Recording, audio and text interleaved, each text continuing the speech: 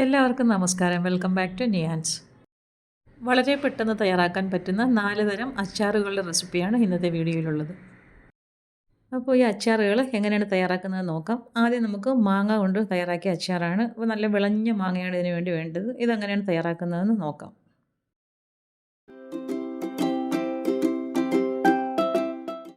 ഇത് തയ്യാറാക്കുന്നതിന് വേണ്ടി നന്നായി വിളഞ്ഞ 3 മാങ്ങയാണ് ഞാനിവിടെ എടുത്തിട്ടുള്ളത്. അത്യാവശ്യം നല്ല വലിപ്പമുള്ള മാങ്ങയാണ് എടുത്തിട്ടുള്ളത്. നല്ലതുപോലെ ഒന്ന് കഴുകിയതിന് ശേഷം തൊലിയോട് കൂടി തന്നെ ഇതൊന്ന് കട്ട് ചെയ്തെടുക്കാം. ഇപ്പോൾ മാങ്ങയുടെയൊക്കെ സീസൺ ആണല്ലോ, അപ്പം നല്ലതുപോലെ വിളഞ്ഞ മാങ്ങ വേണം ഇതിനു വേണ്ടി എടുക്കാൻ. ഇതുപോലെ ഈ ഒരു വലിപ്പത്തിൽ സ്ക്വയർ പീസസ് ആയിട്ട് വേണം ഇത് കട്ട് ചെയ്തെടുക്കാൻ. നല്ല പുളിയുള്ള മാങ്ങയാണെങ്കിൽ കുറച്ച് സമയം വെള്ളത്തിലിട്ട് വെച്ചതിന് ശേഷം എടുക്കുന്നതായിരിക്കും നല്ലത്. അപ്പോൾ ഈ ഒരു വലിപ്പത്തിലാണ് ഞാൻ മാങ്ങ കട്ട് ചെയ്ത് വെച്ചേക്കുന്നത്. ഇനി മിക്സിയുടെ ചെറിയ ജാറിലേക്ക് 1 ടീസ്പൂൺ ചെറിയ ജീരകവും 1 ടേബിൾ സ്പൂൺ മല്ലിപ്പൊടിയും 1/2 ടീസ്പൂൺ മഞ്ഞൾപ്പൊടിയും കൂടി ചേർത്ത് കൊടുക്കാം. പിന്നീട് അതിലേക്ക് കുറച്ച് വെള്ളം ഒഴിച്ചു കൊടുക്കാം. ഇനി ഒരു 5 പച്ചമുളകും കൂടി മിക്സിയുടെ ജാറിലേക്ക് ഇട്ട് കൊടുക്കാം. പിന്നീട് ഇതെല്ലാം കൂടി നന്നായി ഒന്ന് അരച്ചെടുക്കാം. എരിവിന് വേണ്ടി ഇതിനകത്ത് മുളക് പൊടിയൊന്നും ചേർത്ത് കൊടുക്കത്തില്ല, അപ്പോൾ ആവശ്യത്തിനുള്ള പച്ചമുളക് ചേർത്ത് കൊടുക്കാം. ഈ ഒരു രീതിയിൽ നന്നായി ഒന്ന് അരച്ചെടുക്കാം. ഇനി മാങ്ങ വേവിച്ചെടുക്കാൻ വേണ്ടി ഒരു പാൻ അടുപ്പിലേക്ക് വെച്ച് കൊടുക്കാം. അതിലേക്ക് നമ്മൾ കട്ട് ചെയ്ത് വെച്ചിരിക്കുന്ന മാങ്ങ ചേർത്ത് കൊടുക്കാം. ഇനി അതിലേക്ക് നേരത്തെ തയ്യാറാക്കി വെച്ചിരിക്കുന്ന അരപ്പ് ഒഴിച്ചു കൊടുക്കാം. പിന്നീട് കുറച്ച് വെള്ളവും കൂടി ചേർത്ത് കൊടുക്കാം. ഇനി ആവശ്യത്തിനുള്ള ഉപ്പും ചേർത്ത് കൊടുത്ത് നല്ലതുപോലെ ഒന്ന് ഇളക്കി കൊടുക്കാം. എല്ലാം കൂടി നന്നായി മിക്സ് ആക്കിയതിന് ശേഷം മൂടി വെച്ചൊന്ന് വേവിച്ചെടുക്കാം. അപ്പോൾ അത് മാങ്ങ നന്നായി വെന്ത് കിട്ടിയിട്ടുണ്ട്. ഇനി ഒന്ന് നല്ലതുപോലെ ഒന്ന് ഇളക്കി കൊടുക്കാം.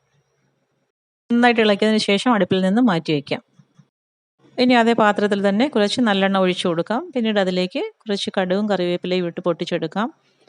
പിന്നീട് കുറച്ച് വെളുത്തുള്ളിയും ഒരു ചെറിയ പീസ് ഇഞ്ചി ചെറുതായി കട്ട് ചെയ്തതും കൂടി ഇട്ട് കൊടുത്ത് നല്ലതുപോലെ ഒന്ന് മൂപ്പിച്ചെടുക്കാം. വെളുത്തുള്ളി ഇഞ്ചിയും കറിവേപ്പിലയൊക്കെ നന്നായിട്ട് മൂത്ത് വരുമ്പോൾ നേരത്തെ വേവിച്ച് വെച്ചിരിക്കുന്ന മാങ്ങ ഇതിലേക്ക് ചേർത്ത് കൊടുക്കാം. മാങ്ങ ചേർത്ത് കൊടുത്തതിന് ശേഷം അതിലേക്ക് 1 ടീസ്പൂൺ കായപ്പൊടിയും കൂടി ചേർത്ത് കൊടുക്കാം. ഈ സമയത്ത് ഉപ്പ് നോക്കിയിട്ട് ആവശ്യമെങ്കിൽ ഉപ്പും കൂടി ചേർത്ത് കൊടുക്കാം. ഇനി എല്ലാം കൂടി നന്നായി ഒന്ന് മിക്സ് ചെയ്ത് കൊടുക്കാം. നന്നായിട്ട് വിളഞ്ഞ മാങ്ങ കിട്ടുമ്പോൾ ഈ ഒരു രീതിയിൽ ഇതൊന്ന് ചെയ്ത് നോക്കൂ, സൂപ്പർ ടേസ്റ്റാണ്.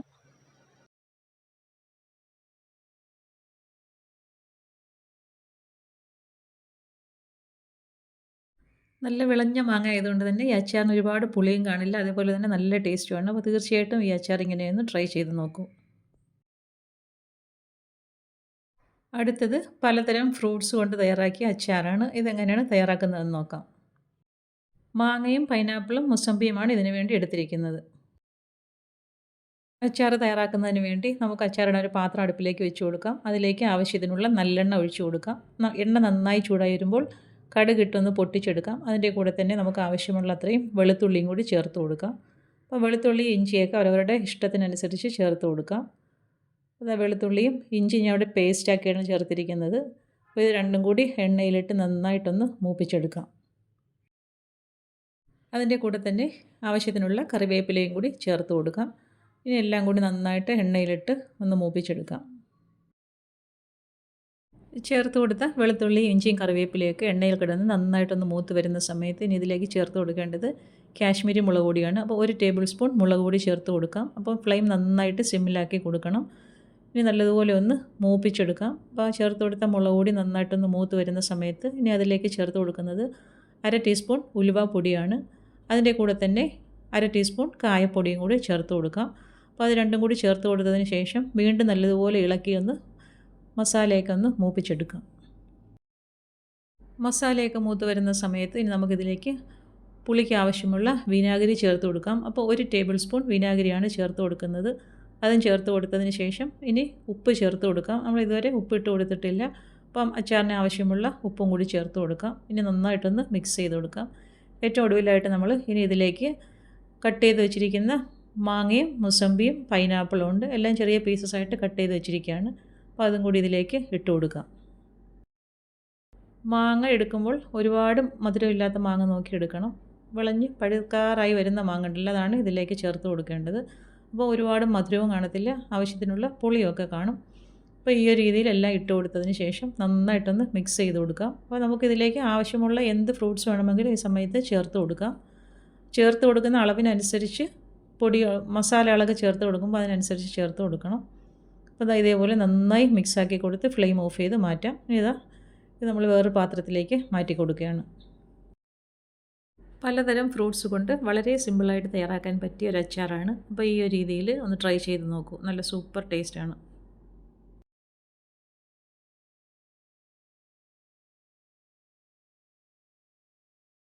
അടുത്തത് എണ്ണ ഒട്ടും ഉപയോഗിക്കാതെ തയ്യാറാക്കിയ നാരങ്ങ അച്ചാറാണ്. അപ്പോൾ ഈ നാരങ്ങ അച്ചാർ എങ്ങനെ തയ്യാറാക്കുന്നതെന്ന് നോക്കാം. അതിന് വേണ്ടി ഇടത്തരം വലുപ്പത്തിലുള്ള 15 നാരങ്ങയാണ് എടുത്തിരിക്കുന്നത്. ഇത് നന്നായി ഒന്ന് കഴുകി വൃത്തിയാക്കി എടുക്കാം. പിന്നീട് നമുക്ക് അച്ചാറിടാൻ എത്രത്തോളം വലുപ്പത്തിലാണ് നാരങ്ങ കട്ട് ചെയ്യേണ്ടത് അതേപോലെ കട്ട് ചെയ്തെടുക്കാം. ഞാനിവിടെ ഒരു നാരങ്ങ 4ആയിട്ടാണ് കീറിയെടുത്തിരിക്കുന്നത്. അച്ചാറിടാൻ നാരങ്ങ വാങ്ങുമ്പോൾ നല്ല പഴുത്ത നാരങ്ങ നോക്കി വാങ്ങണം കേട്ടോ. ഇതേപോലെ എല്ലാം കട്ട് ചെയ്തെടുക്കാം. ഇനി ഒരു കുക്കർ അടുപ്പിലേക്ക് വെച്ച് കൊടുത്ത് 1.5 ടേബിൾ സ്പൂൺ കാശ്മീരി മുളക് പൊടിയും 1 ടേബിൾ സ്പൂൺ സാദാ മുളക് പൊടിയും 1 ടീസ്പൂൺ കായപ്പൊടിയും 1/2 ടീസ്പൂൺ ഉലുവാപ്പൊടിയും കൂടി ചേർത്ത് നല്ലതുപോലെ ഒന്ന് ചൂടാക്കിയെടുക്കാം. മസാലയെല്ലാം കുക്കറിൽ ഇട്ടിട്ട് വേണം ഫ്ലെയിം ഓൺ ചെയ്യാൻ. ഫ്ലെയിം നന്നായി സിമ്മിലിട്ട് മസാലയെല്ലാം ഒന്ന് മൂപ്പിച്ചെടുക്കാം. എന്നിട്ട് അതിലേക്ക് ഈ നാരങ്ങ കട്ട് ചെയ്ത് വെച്ച് ഇട്ട് കൊടുത്ത് നമുക്ക് അച്ചാറിന് എത്രത്തോളം ഉപ്പ് ആവശ്യമാണോ അത്രത്തോളം ഉപ്പും കൂടി ഇട്ട് കൊടുത്ത് നല്ലതുപോലെ മസാലയിനകത്തൊന്ന് ഇളക്കിയെടുക്കാം. ഫ്ലെയിം സിമ്മിലിട്ട് 1 മിനിറ്റോളം നാരങ്ങ ഒന്ന് ഇതിനകത്തിട്ട് ഇളക്കി കൊടുക്കാം.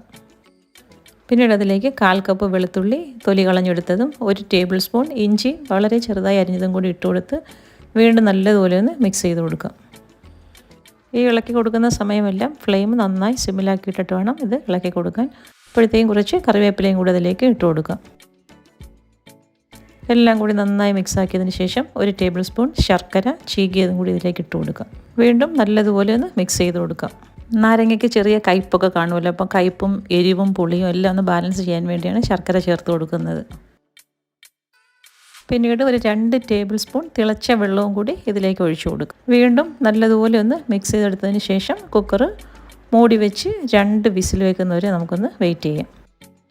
ഇപ്പോൾ 2 വിസിൽ കേട്ട് പ്രഷറൊക്കെ പോയി കുക്കറൊന്ന് തുറന്ന് നോക്കാം. ഇപ്പോൾ നമ്മുടെ അച്ചാർ റെഡിയായി കഴിഞ്ഞു. എണ്ണ ചേർക്കാതെയും വഴട്ടാതെയും ഒക്കെ വളരെ എളുപ്പത്തിൽ തയ്യാറാക്കാൻ പറ്റുന്ന ഒരു അച്ചാറാണിത്. അപ്പോൾ ഇതിനകത്ത് കുറച്ച് ചാറൊക്കെ ഉണ്ട്. പക്ഷേ 2 ദിവസം ഇത് കഴിയുമ്പോഴേക്കും ഇത് നന്നായി കുറുകിയിരിക്കും. 2 ദിവസം കഴിഞ്ഞിട്ട് ഉപയോഗിക്കുന്നതാണ് ഏറ്റവും നല്ലത്. ഒട്ടും എണ്ണ ചേർക്കാതെ വളരെ ഈസി ആയിട്ട് തയ്യാറാക്കാൻ പറ്റിയ അച്ചാറാണ്. അപ്പോൾ ഈ ഒരു രീതിയിലൊന്ന് ട്രൈ ചെയ്ത് നോക്കൂ. അടുത്തത് തക്കാളി അച്ചാറാണ്. ഇതെങ്ങനെയാണ് തയ്യാറാക്കുന്നതെന്ന് നോക്കാം. ഈ അച്ചാർ തയ്യാറാക്കുന്നതിന് വേണ്ടി ആദ്യം പാൻ അടുപ്പിൽ വെച്ച് കൊടുക്കാം. അതിലേക്ക് നമ്മളെപ്പോഴും ചെയ്യുന്നത് പോലെ തന്നെ നല്ലെണ്ണ ഒഴിച്ചു കൊടുക്കാം. നല്ലെണ്ണ നന്നായിട്ട് ചൂടായി വരുമ്പോൾ അതിലേക്ക് ആവശ്യത്തിനുള്ള കടുക് ഇട്ട് കൊടുക്കാം. കടുകൊന്ന് പൊട്ടി വരുമ്പോൾ ആ സമയത്ത് കറിവേപ്പിലയും കൂടി ഇതിലേക്ക് ചേർത്ത് കൊടുക്കാം. കടുകും കറിവേപ്പിലയും നന്നായിട്ടൊന്ന് പൊട്ടി വരണം. എന്നിട്ട് നമുക്ക് ആവശ്യമുള്ള വെളുത്തുള്ളി തൊലി കളഞ്ഞ് വൃത്തിയാക്കിയത് ഇതിലേക്ക് ചേർത്ത് കൊടുക്കാം. അതേപോലെ തന്നെ ഇഞ്ചി വളരെ ചെറുതായിട്ട് അരിഞ്ഞതും കൂടി ഇതിലേക്ക് ചേർത്ത് കൊടുക്കാം. വെളുത്തുള്ളി ഇഞ്ചിയൊക്കെ നമ്മുടെ ഇഷ്ടത്തിനനുസരിച്ച് അച്ചാറിനൊക്കെ ചേർത്ത് കൊടുക്കാം. അപ്പോൾ വെളുത്തുള്ളിയൊക്കെ ചേർത്ത് കൊടുക്കുമ്പോൾ അച്ചാറൊക്കെ കഴിക്കുന്ന സമയത്ത് നല്ലതാണ്. അപ്പോൾ ഇതാ ഇഞ്ചിയും ഇതിലേക്ക് ഇട്ട് കൊടുക്കാം. ഇനി രണ്ടും കൂടി നന്നായിട്ടൊന്ന് മൂപ്പിച്ചെടുക്കാം. ഇഞ്ചിയും വെളുത്തുള്ളിയൊക്കെ നന്നായിട്ട് മൂത്ത് വരുന്ന സമയത്ത് ഇനി അതിലേക്ക് നമുക്ക് പച്ചമുളകും കൂടി ചേർത്ത് കൊടുക്കാം.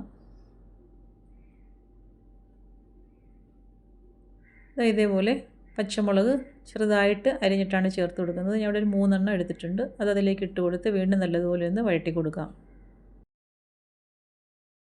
അപ്പോൾ ഈ ചേർത്ത് കൊടുത്തതെല്ലാം നന്നായിട്ട് മൂത്ത് വരുന്ന സമയത്ത് അതിലേക്ക് 2 ടേബിൾ സ്പൂൺ കാശ്മീരി മുളക് പൊടി ചേർത്ത് കൊടുക്കാം. ഇനി ഫ്ലെയിം നന്നായി സിമ്മിലാക്കി കൊടുത്തതിന് ശേഷം മുളക് പൊടി ഒന്ന് മൂപ്പിച്ചെടുക്കാം.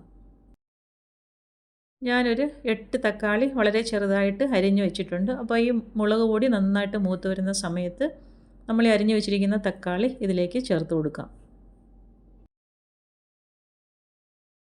മീഡിയം സൈസ് വലിപ്പത്തിലുള്ള 8 തക്കാളിയാണ് ഞാൻ അരിഞ്ഞു വെച്ചിരിക്കുന്നത്. അത് ഇതിലേക്ക് ഇട്ട് കൊടുത്തതിന് ശേഷം അച്ചാറിന് ആവശ്യമുള്ള ഉപ്പും കൂടി ചേർത്ത് കൊടുക്കാം. ഉപ്പും ചേർത്ത് കൊടുത്തിട്ട് ഇതെല്ലാം കൂടി നല്ലതുപോലെ ഒന്ന് മിക്സ് ചെയ്തെടുക്കണം. അപ്പോൾ മുളക് പൊടിയും ഉപ്പും എല്ലാം തക്കാളിയിൽ നന്നായിട്ട് പിടിക്കത്തക്ക രീതിയിൽ നന്നായിട്ടൊന്ന് മിക്സ് ചെയ്തെടുക്കാം. ഇനി ഇതിലേക്ക് പുളിക്ക് ആവശ്യമായ വിനാഗിരിയും കൂടി ചേർത്ത് കൊടുക്കാം. 2 ടേബിൾ സ്പൂൺ വിനാഗിരിയാണ് ഞാനിതിലേക്ക് ചേർത്ത് കൊടുക്കുന്നത്. അപ്പോൾ ഈ സമയത്ത് വിനാഗിരിയും കൂടി ഇതിലേക്ക് ചേർത്ത് കൊടുക്കാം. വിനാഗിരിയും ചേർത്ത് കൊടുത്തതിന് ശേഷം വീണ്ടും നല്ലതുപോലെ ഒന്ന് ഇളക്കി കൊടുക്കാം. ഈ തക്കാളി ചെറുതായിട്ടൊന്ന് വെന്ത് കിട്ടണം. അപ്പോൾ അത് ഇതേപോലെ നന്നായിട്ട് ഇളക്കി കൊടുക്കാം. ഇനി ഇത് മൂടി വെച്ച് കൊടുക്കാം. എന്നിട്ട് 1 മിനിറ്റോളം ഒന്ന് ചെറിയ തീയിലിട്ടൊന്ന് വേവിച്ചെടുക്കാം. ഒരുപാട് വെന്തുടഞ്ഞു പോകേണ്ട ആവശ്യമില്ല. അപ്പോൾ ഇതാ 1 മിനിറ്റ് മതിയാകും. ഇതാ ഇതേപോലെ മൂടി തുറന്ന് നോക്കുമ്പോഴേക്കും തക്കാളി നന്നായിട്ട് പരുവായിട്ടിരിക്കും. ഇനി നമുക്കിതിലേക്ക് കായപ്പൊടിയും ഉലുവാപ്പൊടിയും കൂടി ചേർത്ത് കൊടുക്കാനുണ്ട്.